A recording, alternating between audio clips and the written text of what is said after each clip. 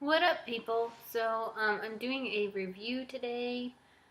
I am pretty much no makeup in my jammies, so excuse me for that, but why get dressed up if I don't have to leave the house, right? Um, so I just finished reading what I have of the Bombshells United from DC. DC Bombshells came out a while ago, and it was a kind of a throwback, a vintage retro version of the all the DC leading ladies that we know and love, set in World War II era.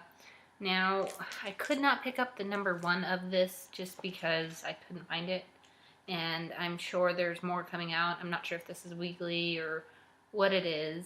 All I know is that I pick it up when I can. And let's see, I have 2 through 4 of these. And they're pretty covers. Excuse my nails, they're breaking off on me, and I'm too lazy to go get them fixed right now. 3 and 4. Not sure if there's any more out. I do really like this story. Now, when it came to regular Bombshells, I have to say I wasn't drawn in by the story. I like the art and I like the concept of the characters, so I bought it, but I wouldn't actually sit and take the time to read it just because nothing about it drew me in. Let's see here. With this book, though, I actually, once I started reading it, I was like, oh, I really like these. How many times can I say in a video? You should make a drinking game out of that. So with number 2, I don't know if she was previously introduced because I stopped buying Bombshells for a while, and I haven't seen her in previous comics, so forgive me for my ignorance on this character, but she's been just now introduced to me, and I've been now made aware of her, and I love her now. Like, I love everything about her so far. And so I had to do some background and like look her up and see like what she's about, why she's around. And that is the character Dawnstar. And she's right there. She's so pretty. And from what I can gather, Dawnstar is a race of, she's from a race of Native Americans that had gotten abducted by aliens. And these aliens did like metagenetic experimentations on these natives that they had abducted. And so now she pretty much has the capabilities to fly because now she, from all the genetic experimentations from maybe her family, and she was just born with these abilities now. She can fly because she has feathered wings, and she has the like all-knowing about, like, she knows about the interdimensional universes. She knows across all timelines what could happen. She has like the pretty much the ever-ending knowledge, and she's like has this all in her head. And she also has like the capability to manipulate stardust and metals and things like that. And I'm pretty sure she can do more. It's just what I've seen her do in the book so far, and I'm already impressed with her. I think she's kind of an awesome character, and I'm sad that I haven't read anything of hers before. If you've read her books before, read books with her in it before, can you recommend some? Because I think that would be awesome. So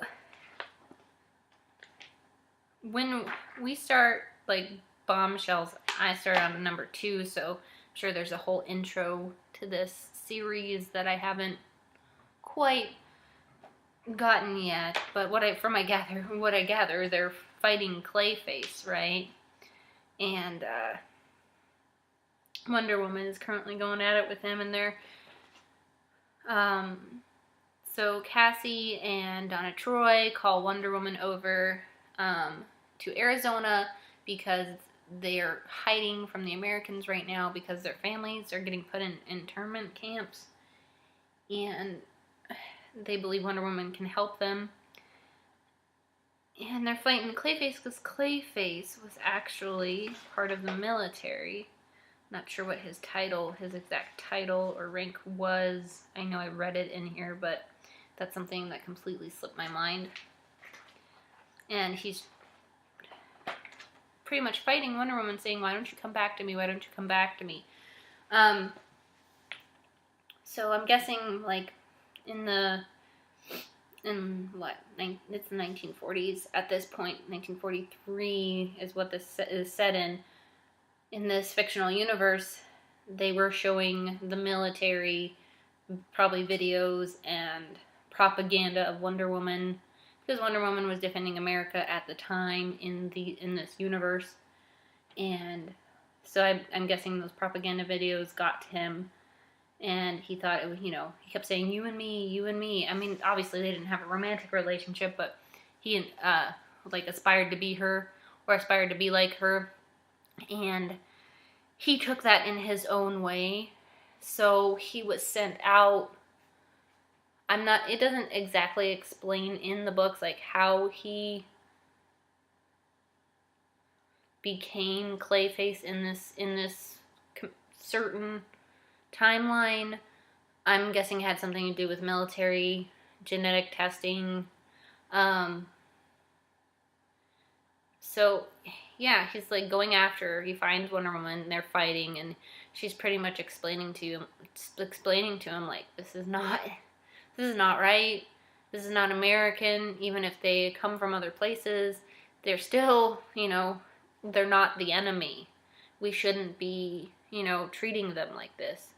And he's like, "Oh, I thought you were something different. I thought you were all American and that you would agree with me, for, in layman's terms."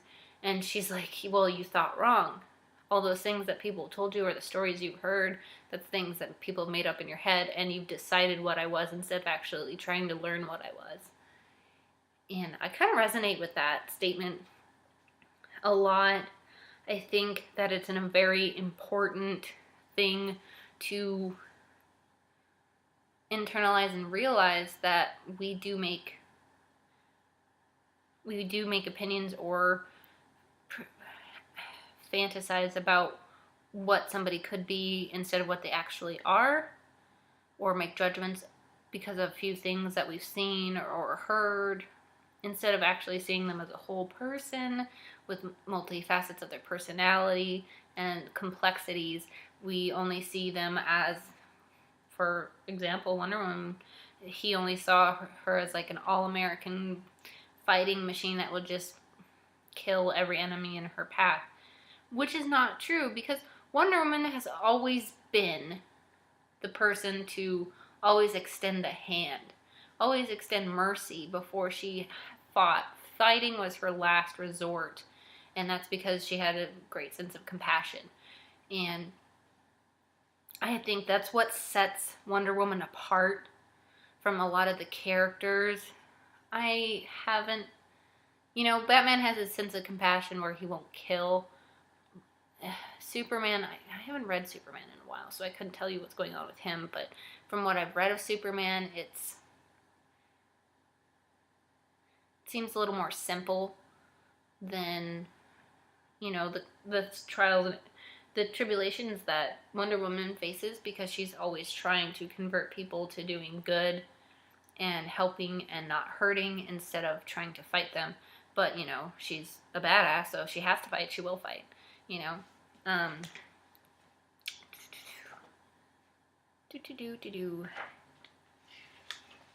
There are a few spots in here that are just amazing. And this is the second one I'm looking at right now. There's like this spread page of Dawn Star, and she's just talking about why she's choosing to help, even though she could go to multi-universes, multi-different dimensions, multi-different timelines. And there's some of the stuff, like, this is what I love reading, when it's motivational and it's inspiring and it gives me the chills. This whole spread gave me the chills. Look at how pretty that is. I think that's beautiful art. I mean, some people could disagree with me. I know everybody has their own taste in art, but I liked it. Do. She says, I will only say this. Do not seek to emulate power born from cruelty. Do not seek to be like those who used that power against you. You can be so much better. You can be so much more. Come on, we need a poster of that. I want a poster of that up on my wall. Such good words of encouragement.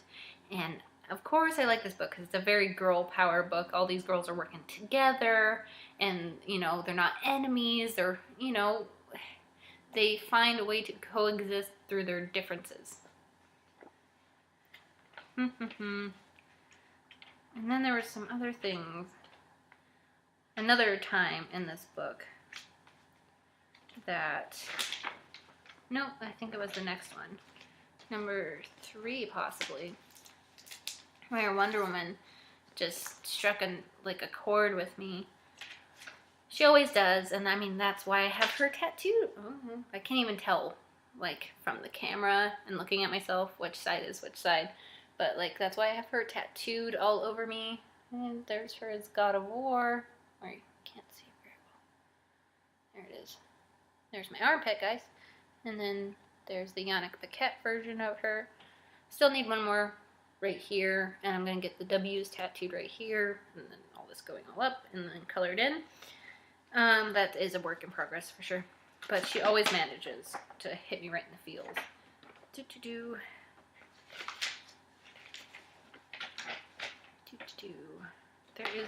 Where is it? I gotta find it.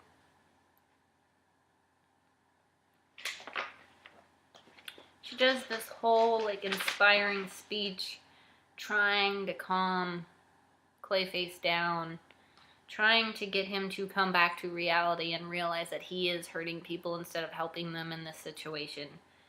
And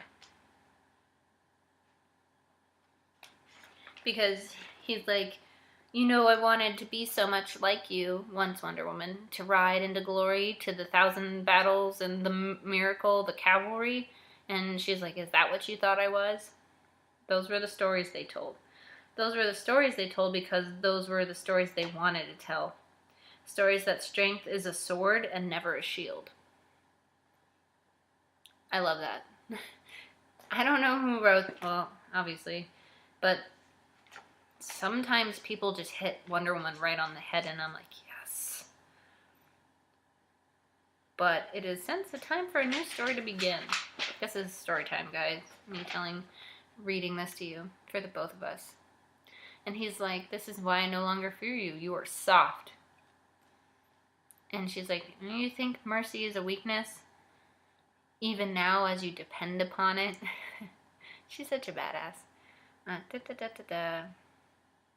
Yeah, your story's changed. You said you stayed on the battlefield to bury the dead instead of marching into victory on the parade. Well, yeah. You said you protected your own enemies once they submitted and surrendered to your will. And then, like, he brings up examples of, you know, Paula von Gunther, the cheetah, Alexander Luthor. And she says, because I know the value of life and death, I will, and then she tries, you know, pulls out his real name out of him. And kind of does that whole, like, moment where you see, like, the kind, gentle female, like, tame the beast, where she, like, grabs his face. And that happens a lot in movies, but that's what I thought of. And she says, you know, if you wish to be a killer, and if you think that's what it takes to make heroes and champions to be remembered, then I'll give you what you want. To take a life, you will lose part of yourself, and to save a life, you will be made whole. What do you want? And she's like grabbing his face, and he says, I want to be your hero again, like you were ours. Because he's holding on to this idea, this thought, this notion, like, to him, she's this whole idea instead of an actual person standing in front of him. And now, I know we're talking about fictional characters, but let's just pretend they're real for a second. This whole idealized version of her that is not. And she's like, I was always yours. I was yours. I was all of yours. And she's pretty much like, if, you know, that's what you thought, then I was never the thing that you believed I was. And of course, that upsets them, and then they fight, and I won't spoil what happens next, because there's another awesome, inspiring part in the fourth book that I think is amazing, but I think that would spoil some of the stuff that's going on if you haven't read it. Bottom line, besides all my rambling, this is the type of book that I love to read.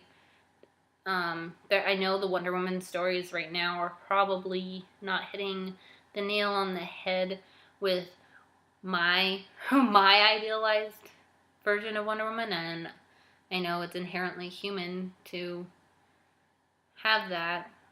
I guess that makes me a hypocrite, but there's a certain Wonder Woman I like to read, and that's the Wonder Woman I like to read.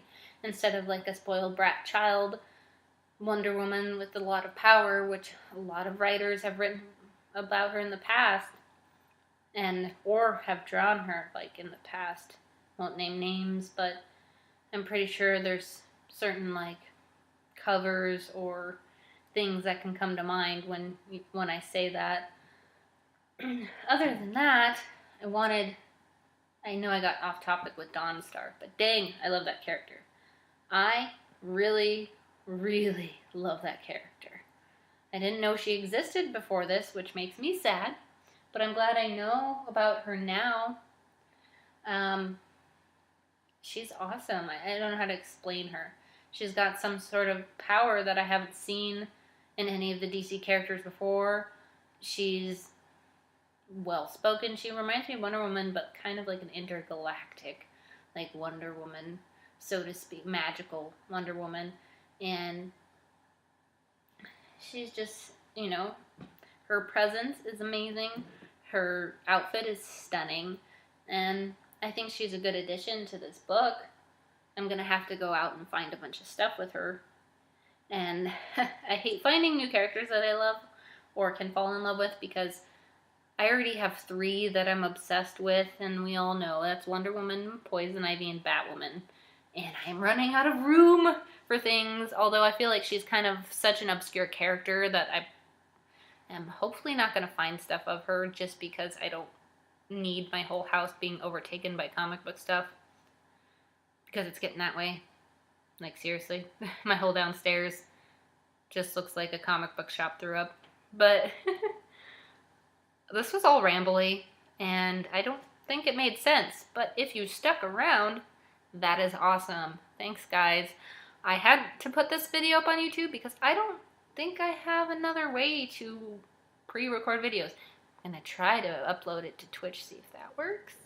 Maybe. Another thing that I wanted to announce is I am starting a Patreon page. I will launch it this Friday. Now, I know that's kind of a touchy issue. I racked my brain going back and forth trying to figure out if that was something that I wanted to do. I don't want to deprive people of the content or the cosplays or the photo shoots that I do just because I like sharing them just for the sake of sharing them. But at the same time, Patreon, you know, if I get patrons, supports like my, should I call it a habit of cosplaying? It gives me more freedom to do the things that I want to do, because I have so much creativity pent up inside me, whether it's cosplay wise, writing, you know, doing reviews like this, music. You guys know, like, if you have known me for a while, I am a singer. I haven't sang in a while. So if I have a platform or a way to connect with a community that, you know, believes in what I do as a person, and like the multifaceted creator that I know I am, then, you know, that would be amazing. And I thought it would be a great thing for me to give it a shot. So look out for that launch. It will be, like, the page will be posted on my Twitter and my Instagram. If you don't have those, my usernames are sarahxsmash, obviously. But to explain that more, there's different tiers and different tier levels. So it's like if you donate $1, you get access to this, this, and this, and then $5 you get access to that, but more, and then so on and so forth. And I don't want it just to be like some sort of subscription page where it's like, okay, you send me money and I send you photo shoots. No, I want it to be a community where we're having discussions and we're talking about things and we're enjoying things, because I also want other people to be involved in it too. So I don't want it just to be about me. Like, I know that I have the ability to bring people together in a sense, like whether it's you like my opinions or whether you like the fact this is my same taste in comic books, whether you like my figure or my tattoos or, you know, like think I'm pretty or whatever that reason is. Like, I just want to bring people together in a like-minded situation, and we can kind of just bounce off of each other and start a whole new, like, I don't know, thing out of it. I just recently have been going through a lot of changes in my life, and I thought it would be a good time to do something scary, which was, I don't know, start something where I can start funding my cosplays specifically, or start funding my pinup photo shoots specifically, because till now all that stuff's come out of like my pocket directly, and that's what's made it ridiculously hard for me to do it on a consistent basis. And if you believe in what I'm doing, or if, even if you just want to give somebody a shot and be like, hey, I want to see what you can do, then awesome.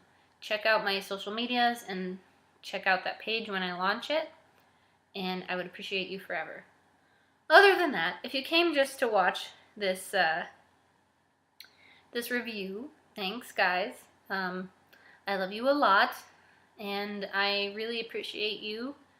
Me hopping back onto videos like this has been terrifying for me, but I'm only looking forward, I'm not looking back. So I'll talk to you guys later. Bye.